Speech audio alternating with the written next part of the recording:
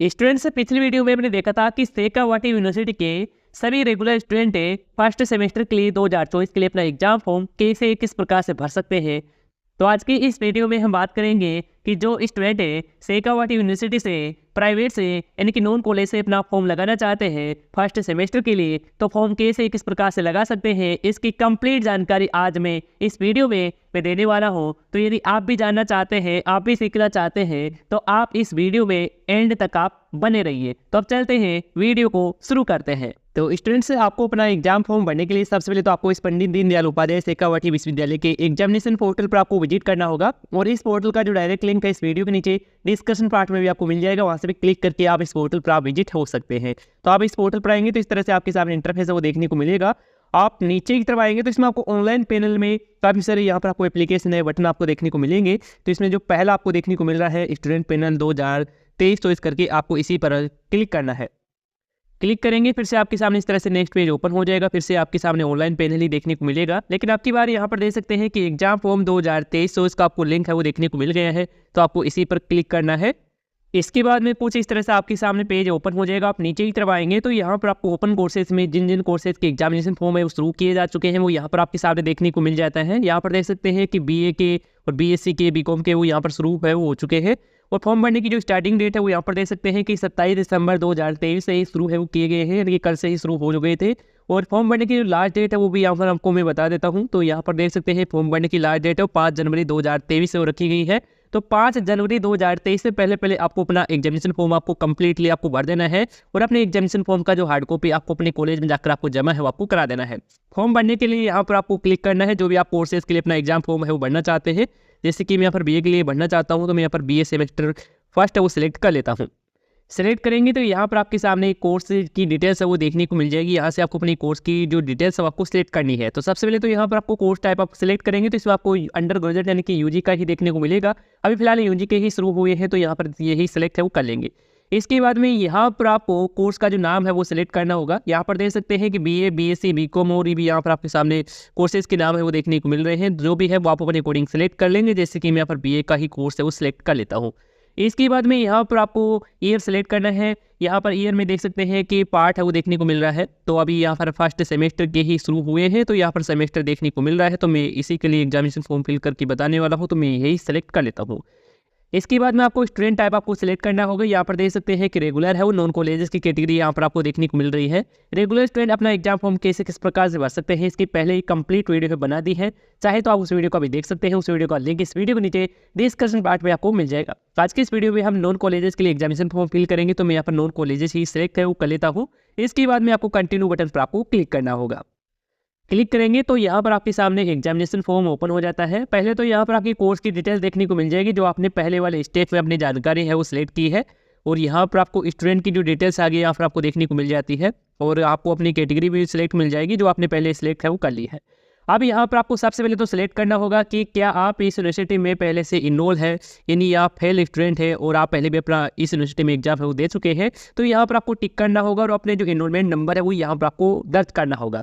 और यदि आप इनरोल नहीं है तो यहाँ पर आपको इसे अनटिक ही रहने देना है, आपको इनरोलमेंट नंबर डालने की कोई आवश्यकता नहीं है। तो आप समझ गए होंगे। इसके बाद नीचे की तरफ आते हैं तो यहाँ पर आपको स्टूडेंट की जो नाम वगैरह की डिटेल्स है वो आपको फिल करनी होगी। तो सबसे पहले तो यहाँ पर आपको स्टूडेंट का जो नाम है इंग्लिश में वो यहाँ पर आपको इंटर करना है। इसके बाद स्टूडेंट का फादर का नाम है वो यहाँ पर इंग्लिश में इंटर करेंगे, मदर का नाम यहाँ पर इंटर कर देंगे। ये जो नाम की एंट्री आप इंग्लिश में इंटर कर रहे हैं वो आपको अपनी जो 10th क्लास की जो मार्कशीट है उसी के अकॉर्डिंग आपको सही से आपको फिल करना है। किसी प्रकार के आपको नाम वगैरह में फिल करते समय आपको गलती आपको नहीं करना है, तो ये आपको विशेष तौर पर आपको ध्यान रखना है। इसके बाद में यहाँ पर आपको स्टूडेंट का जो हिंदी वाला नाम है वो यहाँ पर डालेंगे। इसके बाद में इसी तरह से आपको स्टूडेंट का फादर का नाम है हिंदी में वो यहाँ पर दर्ज करेंगे। इसके बाद मदर का नाम भी यहाँ पर आप दर्ज कर देंगे। तो नाम यहाँ पर हिंदी वाला भी यहाँ पर आप सही से देख कर ही आप फिल करेंगे। इसके बाद नीचे की तरफ आते हैं तो यहाँ पर आपको स्टूडेंट की जो डीओवी है, डेट ऑफ बर्थ, वो यहाँ पर आप इस कैलेंडर से अपने 10th क्लास की मार्कशीट के अकॉर्डिंग यहाँ से आप सिलेक्ट है वो कर सकते हैं। इस तरह से यहाँ पर आप सिलेक्ट करेंगे, सेट पर क्लिक करेंगे तो यहाँ पर आपकी जो डेट ऑफ बर्थ है वो देखने को मिल जाएगी। इसके बाद में स्टूडेंट का जो एक्टिव मोबाइल नंबर है, चालू जो मोबाइल नंबर है वो यहाँ पर आपको इंटर करना होगा। इसके बाद स्टूडेंट की एक वैलिड ईमेल आईडी है जो आपके मोबाइल फोन में यहाँ पर लॉगिन है, वही जो ईमेल आईडी है वो यहाँ पर आपको इंटर करना होगा। इसके बाद में स्टूडेंट का जो पासपोर्ट साइज में फोटो और सिग्नेचर है वो यहाँ पर आपको अपलोड करना होगा। तो आप जो भी फोटो अपलोड कर रहे हैं उसकी साइज़ है वो 50 से 100 KB के बीच में आप रख सकते हैं। फॉर्मेट आपको JPG ही रखना है और सिग्नेचर की साइज़ है वो आप 30 से 50 KB के बीच में आप रख सकते हैं और फॉर्मेट आपको JPG ही रखना है, यानी कि इमेज फॉर्मेट में ही आपको फोटो सिग्नेचर आपको अपलोड करना है। तो यहाँ पर आप चूज फाइल पर क्लिक करेंगे, फोटो सेलेक्ट कर लें, इसी तरह से आपको सिग्नेचर सेलेक्ट करके अपलोड कर देना है। यहाँ पर आपको प्रीव्यू भी देखने को मिल जाएगा, एक बार चेक कर लेंगे कि सही से आ रहे हैं। इसके बाद में स्टूडेंट कार्ड 12 डिजिट का जो आधार कार्ड नंबर है वो यहाँ पर आपको डालना है, सही से आपको फिल करना है। इसके बाद में आपकी बात यहाँ पर ABC ID कार्ड भी लागू कर दी गई है।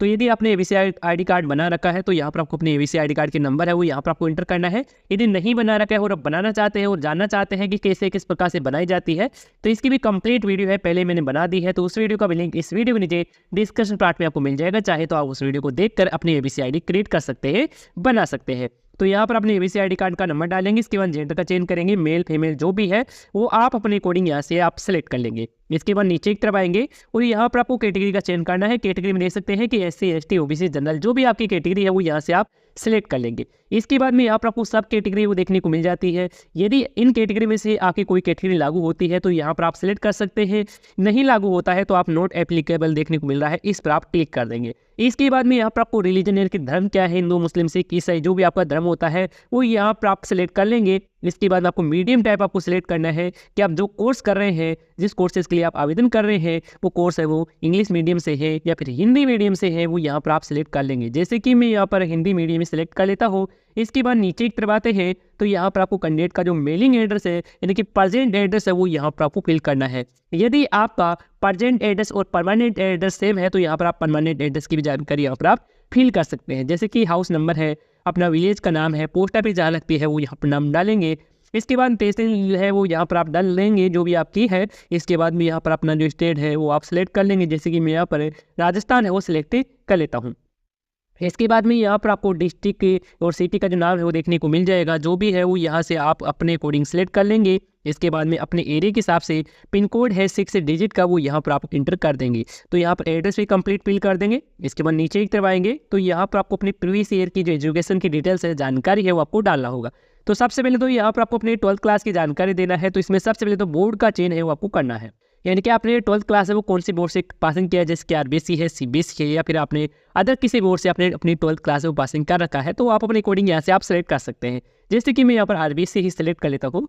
इसके बाद में यहाँ पर आपने पासिंग कब किया है वो यहाँ पर वो है जो ईयर है वो यहाँ पर सिलेक्ट करेंगे, यहाँ पर डालेंगे। इसके बाद आपने एग्जामिनेशन के रोल नंबर है 12th क्लास के वो यहाँ पर आप इंटर कर देंगे। इसके बाद में आपके जो प्राप्तांक है 12th क्लास में कितने के आपने प्राप्त किए थे वो यहाँ पर आप डालेंगे मार्क्स। इसके बाद में आपके जो टोटल मार्क्स थे वो यहाँ पर आप इंटर करेंगे। वैसे 12th क्लास में 500 का यहाँ पर दिया जाता है मैक्सिमम मार्क्स, और प्राप्तांक है जो भी है वो यहाँ पर आप डाल सकते हैं अपने अकॉर्डिंग। इसके बाद में यहाँ पर आपको रिजल्ट टाइप आपको सिलेक्ट करना है कि आपका जो रिजल्ट है वो पासड है या फिर प्रमोटेड है, जो भी है वो आप अपनी मार्कशीट में देखकर यहाँ पर आप डाल देंगे। इसके बाद में आपको अपनी 10th क्लास की जानकारी है, डिटेल्स सब आपको डालनी होगी। तो 10th क्लास में भी यहाँ पर आपको सबसे पहले तो बोर्ड का चेंज करना होगा, जो भी बोर्ड है वो यहाँ से आप अपनी कोडिंग सेलेक्ट कर लेंगे। इसके बाद में यहाँ पर आपको ईयर चुनना होगा, कौन सी ईयर में पासिंग किया है, रोल नंबर डालेंगे, प्राप्तांक डालेंगे और आपके मैक्सिमम मार्क्स यहाँ पर डालेंगे। मैक्सिमम मार्क्स 10th क्लास में वैसे 600 होते हैं और आप अपने अकॉर्डिंग अपनी मार्कशीट में देखकर यहाँ पर आप डालेंगे। इसके बाद में यहाँ पर आपको रिजल्ट टाइप यहाँ पर आप पासड प्रमोटेड जो भी है वो यहाँ पर आप दर्ज करेंगे। इसके बाद में आपने अपनी 12th क्लास की जानकारी डाली है और अपनी 10th क्लास की जानकारी डाली है, तो आपने 12th क्लास की और 10th क्लास की जो मार्कशीट है वो भी आपको स्कैन करके अपलोड करनी होगी। तो यहाँ पर आपको अपनी 12th क्लास की मार्कशीट अपलोड करना है और फाइल की साइज़ आप 100 से 200 KB के राउंड आप रख सकते हैं, और फॉर्मेट आप इमेज फॉर्मेट में ही ये जो फाइल है, ये जो डॉक्यूमेंट है वो आपको अपलोड करना होगा। इसके बाद अपनी 10th क्लास की मार्कशीट भी यहाँ पर आप अपलोड कर देंगे। सही से आपको अपलोड करना है और प्रीव्यू भी चेक कर लेना है कि आपकी मार्कशीट है वो सही से दिख रही है। यदि सही से नहीं दिख रही है तो आपको चेंज आपको कर लेना है। अभी यहाँ पर आप अपना एग्जाम फॉर्म फिल करें तभी, बाद में चेंज नहीं होगी। इसके बाद नीचे की तरफ आते हैं तो यहाँ पर आपको सब्जेक्ट पेपर डिटेल्स है वो देखने को मिल जाती है। तो सब्जेक्ट पेपर डिटेल्स सेलेक्ट करने के लिए सबसे पहले तो आपको अपनी कॉलेज डिस्ट्रिक्ट का चयन करना होगा। जिस कॉलेज में आप अपना एग्जाम फॉर्म लगाना चाहते हैं वो यहाँ से आप सिलेक्ट कर लेंगे। जैसे कि मैं यहाँ पर सिक्कर है वो सिलेक्ट करता हूँ डिस्ट्रिक्ट, तो कॉलेज डिस्ट्रिक्ट के अनुसार यहाँ पर आपको कॉलेज लिस्ट भी देखने को मिल जाएगी। तो यहाँ पर आप सिलेक्ट पर क्लिक करेंगे तो यहाँ पर आपको काफ़ी सारे कॉलेजेस के नाम है वो देखने को मिलेंगे। अब यदि आप प्राइवेट से अपना कोर्स कर रहे हैं, नॉन कॉलेज से अपना एग्जाम फॉर्म लगा रहे हैं, तो आप कोई सी भी आप कॉलेज है वो सिलेक्ट कर सकते हैं। तो मैं यहाँ पर एक कॉलेज है वो सिलेक्ट कर लेता हूँ।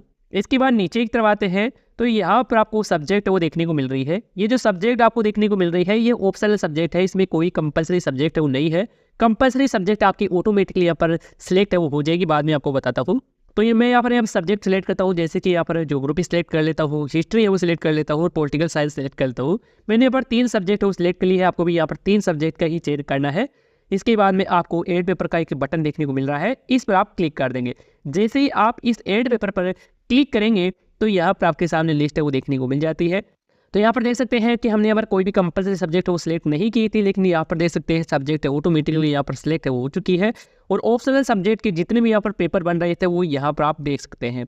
तो इस तरह से ऑटोमेटिकली यहाँ पर सिलेक्ट है वो हो जाती है। तो यहाँ पर आप एक बार चेक कर लेंगे, इसके बाद नीचे की तरफ आएंगे तो यहाँ पर आपको एक प्रीव्यू का बटन दिखाई देगा, आप इस पर क्लिक करेंगे। इसके बाद में यहाँ पर आपके सामने और भी ऑप्शन देखने को मिल जाते हैं, जैसे कि सबमिट है, कैंसिल है, एडिट है। यदि फॉर्म में किसी प्रकार की मिस्टेक है तो आप यहाँ पर अभी सुधार कर सकते हैं एडिट पर क्लिक करके, और यदि पूरी जानकारी सही है तो यहाँ पर आपको सबमिट वाले बटन पर आपको क्लिक करना है।